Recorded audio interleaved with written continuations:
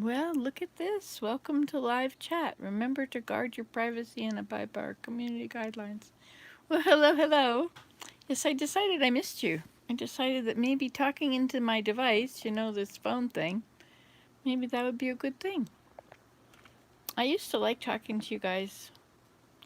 I used to have a lot of friends. You guys, there were a lot of you that were friends of mine. And I would stop by and see you. You remember that? Like, I would drive to Georgia to take care of my mom. I live in Canada. And I'm up near the capital, which is Ottawa. So about 4 hours, 5 hours from Toronto. So I'm sitting inside today. It's a beautiful day, but I just couldn't find anywhere comfortable to sit. And I really don't like being inside. I really like to be outside every minute of every day, all year. But sometimes I get tired and I want to go inside. Or sometimes I've been doing so much. I've been building these grass huts, and then I had to rebuild one of them, my aromatherapy dome. It's Christmas trees, and the Christmas trees are over a dome. And so when the wind comes through, it's shady in there, of course, and when the wind comes through, it's just intoxicating. It's the most wonderful smell. I think it's probably very good for you. They say that forest bathing, the aromatherapy of being in the forest is good for your body and your mind and your spirit. It's good for everything. And excuse me. Remember how I used to put you to sleep?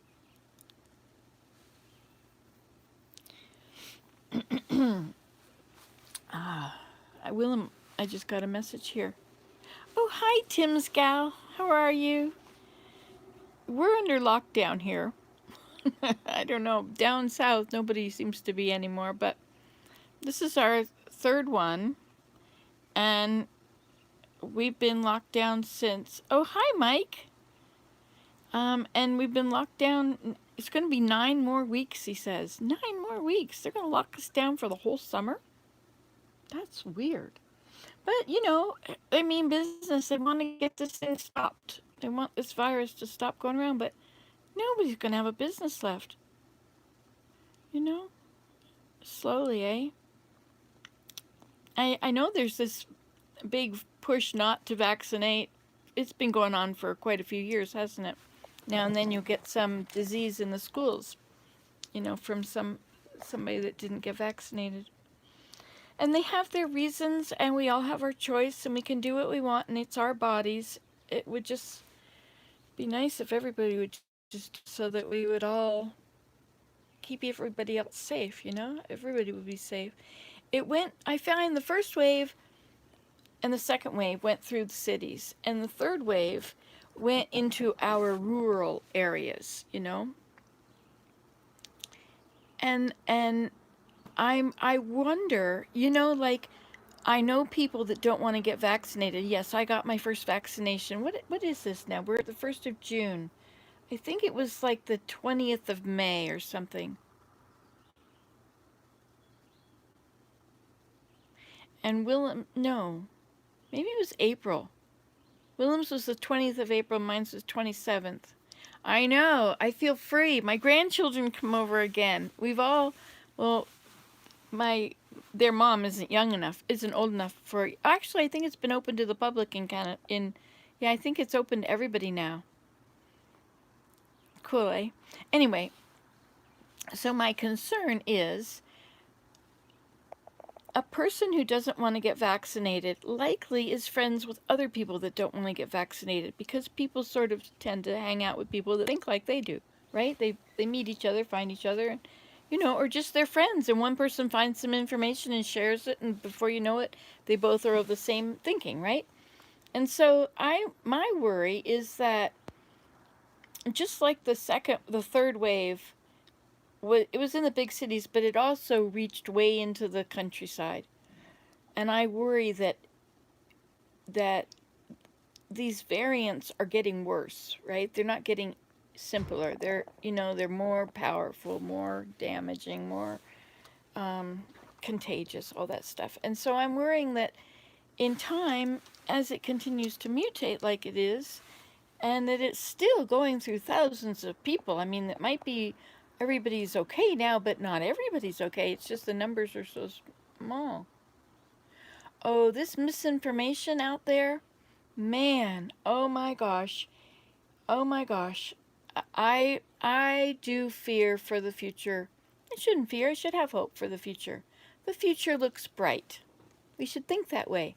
If we think the future looks bright, it will be bright. If we think the future looks dismal and doom coming over the horizon any day now, not very fun to live like that, is it? Anyway, I'm glad I'm old. I'm really glad I'm old because I don't really want to be here. If these are the last days, if the Savior's coming soon, I mean, everybody's always thought the Savior's going to come soon, but I mean, if this really is it, like prophecies are coming true one after another, and I don't know. I'm glad I'm leaving. Only I think I still have 20 years. I'm 65. I'll probably have till I'm 85. But I probably only have 15 years of being able to do stuff I want to do. My son says, "No, you probably have 7 years." 7 years. My mother-in-law came from Holland to Canada to visit us when she was 90. She's still. Yeah. Anyway, so my concern is that once it gets into the non-vaccinated community, it will spread like wildfire through them. Like if they're not getting vaccinated, then they're not letting their children get vaccinated, likely they aren't going to be able to go to school because, as far as I know, you have to be vaccinated to go to school or you can't go to school. I remember having to prove it. I I was kind of iffy about vaccinations, but they couldn't go. Anyway, I wasn't that iffy. I got vaccinated. When I was little, I remember walking down the road near my house. I must have been, it was before I was 5. And so I was 3, 4, or 5. And we were walking down the road, and my mother pointed out that this lady that lived in this house had polio, and that's why she's in a wheelchair or wears braces on her legs or whatever it was. I think braces on her legs. And I learned at that young age that polio was a pretty bad thing. Do you realize it took 50 years to get a vaccine? 50 years. They didn't know how to make vaccines back then. That's amazing. But anyway, I got all the vaccinations. I had red measles. I didn't get vaccinated. I had it. And I had German measles. And I had chicken pox, and I didn't have pneumonia. I had measles and mumps and rubella. Pertussis, that's whooping cough. But I got whooping cough twice. I got it years later. And my son, my baby, had whooping cough. He was really little. He was a toddler. He made everybody laugh. He was so energetic. He was running up and down the halls in the hospital with whooping cough. All these people in the hospital, and they weren't worried. And I don't know if anybody caught whooping cough from him, but he was supposed to be, it was a contagious disease. You're not supposed to be running around the hospital. But, at whatever age he was, 18 months or 15 months.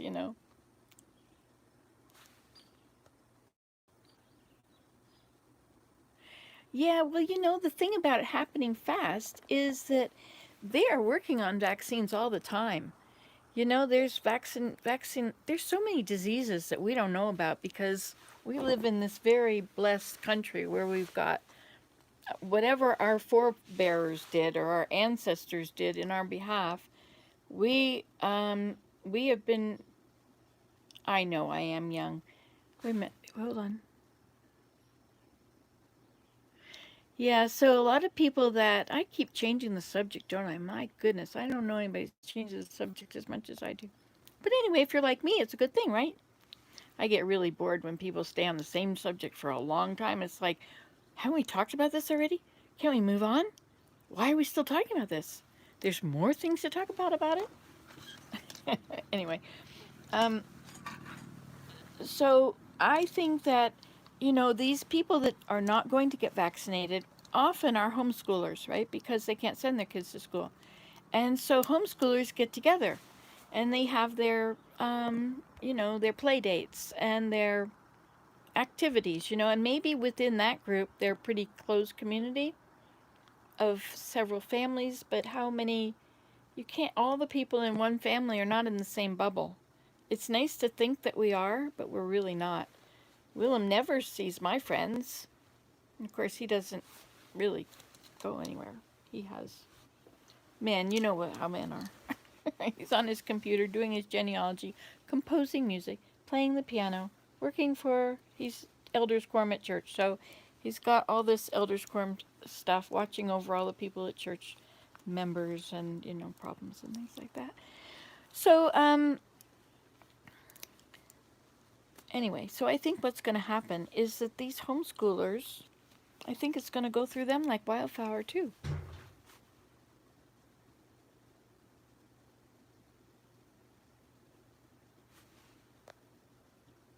Yeah, this thing about the vaccine happening fast, it seems like it was quite fast. Like, I would like to see things that are tested for a long time, like 20 years, so you can see what the long-term outcomes are for things, because what do you know after a few months of testing, or even 6 months, or however, I don't know how long it took them to figure it out. Remember at the beginning where they couldn't even find tests?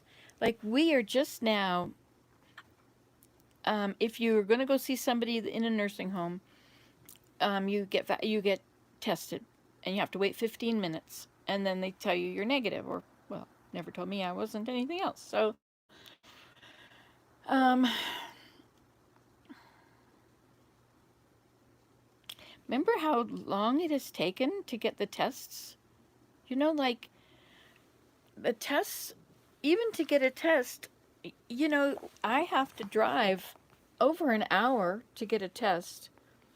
If I get the regular test, the only reason I can get the 15-minute test, I don't like it that I have rotten teeth there. Like, and so I have to do something so I can't see it. I could turn off my camera. I don't care if you see it, because, well, I do care if you see it. It's gross.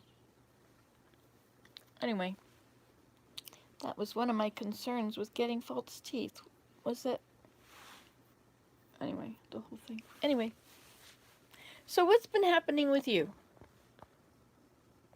I've been playing on Minecraft with my grandchildren, and that makes me happy.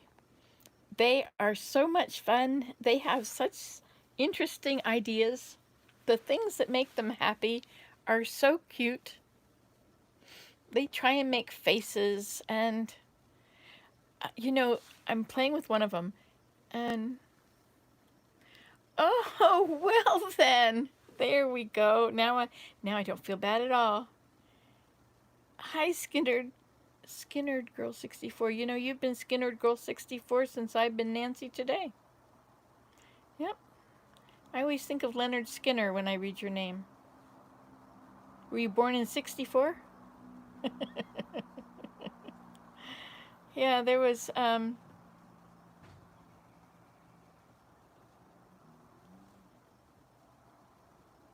see that painting? My grandfather did that. He was quite a painter. This is the room that contains the stuff I rescued from my mother's house. The stuff. And I have to go through it and look and see what it is one day. Isn't it nice? I don't know where it is. I always kind of assumed it was a relative's house. I think you told me that before. I think that's how I know. I always thought, somebody lives in Savannah. And I thought it was somebody whose name had them and their husband, or their relationship to their husband, like Tim's gal. But it was, and it was somebody lived in Savannah, but I don't remember who it is. Anyway, did you ever meet Marnie? I forget what her last name is, but she's in Savannah, and she does YouTube videos, and she's great. I haven't seen her in a long time. I don't usually watch videos, YouTube videos. I think the only YouTube I watch is news and Columbo. And how great that I'm out of work early today. Yes, this is cool. What time is it? 4:20. So I guess I see I never know what the right time is to do this, but I'm on Mobile, and they upped my minutes by 10 gigs more data. Isn't that cool? It's not minutes. You have unlimited minutes in Canada, in Ontario, on a phone call. Yeah, there you go. Is there a setting for turning off your FaceTime? If your FaceTime answers automatically, like I call my cousin. You remember my cousin Mary? She's wonderful. Anyway, I call her and it answers, and I hear the car. I hear the motion, or I'll hear her distantly in the background, or like she'll be driving and she doesn't hear the phone, but it answers. Poor girl. That's my sister rides horses, and one day I got a phone call from her and I answered it, and I was out on her land. She has land near me, and I was out on her land, and I it was in this area. There's no houses or anything there, and it had reception, right? And so she calls me, and I thought that was really cool that she calls me and I answer it, and I'm on her land. And it's beautiful land. I was in a maple forest. It was really beautiful. Um, and then I hear her horse. I hear a horse neighing, and I hear her talking distantly, and I realize that she's with her horse, and her phone, or maybe it's what they call butt dialed. I don't know. I don't really think that's a very good word for it, but I just thought that was the neatest thing. It's kind of like the Truman Show, right? Did you see the Truman Show? I mean, we've got a whole generation that has grown up after us, and they're all adults. They're kind of running the world, right? They're in their 40 and whatever, in that area, 40 to 30 or something. And no, 40 to, well, anyway, whatever a generation is, 25 years, right? But so they've all grown up, and there's all this stuff that they've never experienced. What was it we were talking about? I have old timers. My son is convinced I have Alzheimer's. Who else has a bad memory out there? Raise your hand. My short-term memory is pretty bad. My long-term memory isn't that great either. I've always said, in fact, I've said it for many, many years, that these bodies should come with memories. Like our brains are like computers, right? You've got your hard drive, you've got your software, that's the software, and you got your hardware, this is the hardware. The software is in there. And you got your memory, and a lot of women have poor memories. It's because we have so many things crammed into our minds because we do so much for so many people. I suppose this is true. If you think about it. If you think about, I often wonder what people that stay inside all day do. Because I'm not one to stay inside, right? I know what I do. I wander around out there and I putter. And I make things better. And it's a continual thing because menopause mind. Oh, that's a good one. Menopause mind. I like that. Hi, Uma. Oh, I see. I missed you guys. Yeah, the outdoors is amazing. But today, like the weather isn't really. Oh, hi, Marie. I haven't seen you in years. I guess this must be the time of day to call, or to whatever it is. Anyway, yeah, I was missing everybody. I used to do YouTube and love it. And it was so fulfilling, and it would make me smile. Look at my mouth. I'm smiling. I'm not doing this most of the time. That makes your face hurt. Somebody said that my creases, you see, those are smile lines. All of them. All these. I realized as I was looking in the mirror, I got a new surprise. If I look at just the right angle, I can see like 100 little wrinkles now. The fact is that I used to eat a lot of margarine when I weighed 220. Cookies. But now that I lost it all and I don't eat margarine, my my oh, that's nice, cleaning the kitchen. Yes, indeed. I should make that a thing I do. Now you're thinking I mean listening to a video while I clean the kitchen. No, no, what I mean is clean the kitchen while I listen to a video. Yeah, I got it all wrong. I was thinking the other day that I should probably have a schedule. I should probably organize my life. Everybody likes the cleaning videos. And so when I clean, sometimes I turn them on. Or cooking. And I make these strange concoctions because I can't find any cookbooks that cook like I do. So want to know what I made today?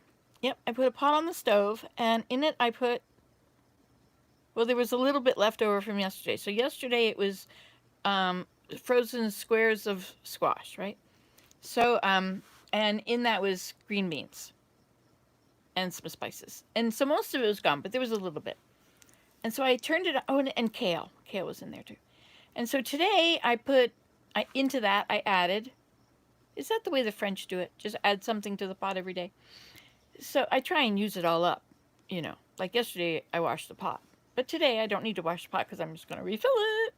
That's the best way to do it because once you put it in the sink to get washed, it'll take weeks before you see that pot again. You know how many people have told me about how big a mess I make? And you know what just happened to me recently? I realized it. Like, I looked at my whole house and I realized that the whole house was a huge disaster and everything that was wrong I had done. Willem hadn't done any of it. He sits at his computer chair, wears one set of clothes. If it's dirty, he washes it at night. He makes no mess at all. And everywhere, everything is around. You know how I make messes like that though. Like I get into these things. So, like I was playing with my grandson today on Messenger. We were talking. He's 5. And he likes to talk and he's got a lot to say and I wish I could hear him better and understand him. And he's often I can see that much of him and I can't lip read when he's doing that. I don't know what you're saying. I'm not deaf. I don't have to see to hear, but there's so many words that are similar and you can mix them up. But if you see the lips, and some people mumble a bit and it just makes it a whole lot clearer because I can be, I have hardly anything coming out of my mouth, but as long as I'm moving my mouth, someone can tell what I'm saying. Except I'm exaggerating my mouth movements. When I try and lip read Willem, he always tries to really exaggerate it so I'll know what he's saying, which makes it impossible because I don't know that code yet. Hey, speaking of code, now that we're on this subject, you see, isn't it nice? It's never boring to listen to me, is it? I mean, I often move from subject to subject, but today I did go back to that last part of that vaccination several times. I mean, I remembered it. I was trying. Change is really hard. Do you notice that? Like, you work on something, you have a fault, and you work on it and you pray about it and you repent for it, and it can't be boring because you only get bored if it doesn't change, right? Like every 4 seconds, they change a video, like when you're watching television, right? It takes 4 seconds, they'll show you one scene, and that's it. I don't think, I mean, it changes. You see the other person's face, you see whatever, but they change the scene every 4 seconds. And that keeps you interested. And you know what? I notice on the news, that in the background they have these red lines that are going past, or they have little things that are changing in the background so that, well, maybe so your computer doesn't turn off because they think nothing. Well, no, the mouth is moving of whoever's talking, right? But you know, my favorite thing to watch is Columbo. Columbo, it's clean. Isn't it nice to see something clean? This world has become so dark and negative and dirty and unclean. And it's so nice to see stuff that's beautiful again. Like, he's just so innocent and unsuspecting. And yes, blast from the past. Um, Now, blast from the past, how is that used? Is that like, if I had Google here, I'd ask her, but I don't. Somebody else, you can ask her and tell me. The meaning of blast from the past, or when it is used. It's like the way you used it. Oh, Perry Mason. Oh, I thought he was boring when I was young, so I'll probably think he's pretty cool now. The young man. And Petticoat Junction. Have you seen Petticoat Junction? Oh, that's the best one. I mean, the riskiest thing is them taking their petticoats off of the, popping up and you see just a little of the top of them and they're bringing their petticoats. Like that's nice. That's nice. You don't, oh, it's good. And the Saint. Now, he was a little before my time. I was born in 55. But the cars that are being driven on the road, they're like these big old cars that my parents drove. So, I mean, it's the before I was old enough to, like, when they were young. But I think like the big Rambler are bell bottoms and 8 tracks. Oh, they were blasts from the past. Okay, so it's like down a title of something is a blast from the past. Okay. Interesting. I think it's the feeling. Remember when we used to say, "Oh, what a blast." Oh man, it was such a blast. Like, why don't they use that word anymore? What made it go out of vogue? Cool. I think the word cool came in. Did it go away? Yeah, it was replaced by these weird dark words, wicked and I don't know, and bad and I don't know. Where did they come up with these words from? Anyway, so in the Saint, he's this good-looking, tall, handsome bachelor who has impeccable morals. He is clean-cut, clean-spoken, upstanding, opens doors for women. I mean, he is a gentleman. I think being a gentleman, he's so cool. Anyway, and so someone says, "Oh, isn't that?" And then they say his name, and then immediately you see this circle above his head. The Saint. It isn't him. They call him the Saint. Anyway, but he solves the mysteries, but he's never on the job. But he's very wealthy. He drives a very wealthy car. And he's never in need. He's not a needy person. He's always, everything is under control. But he's not proud. He's just a nice guy. Just one more thing. Yes, that is a classic. I watch those YouTube clips. Is there anybody out there that knows where you can see the whole thing? Like I go on YouTube. Anyway, and you just see these little clips, like the ending scenes, but they're so good. And you keep going through them and say, "Oh, this one goes to that. Oh, this one is for that one now. Oh yeah, which one was this one? Oh yeah, okay, now I got it. That was for that one." If you watch 6 or 7, by that time you've watched 2 that are in one episode. But you've got all these other stories on the mind. And it makes it more of a mystery, really, because you haven't a clue what went on before. And you have no idea what's going to happen after. Oh, it's a real mystery show, isn't it? Just YouTube, just binge YouTube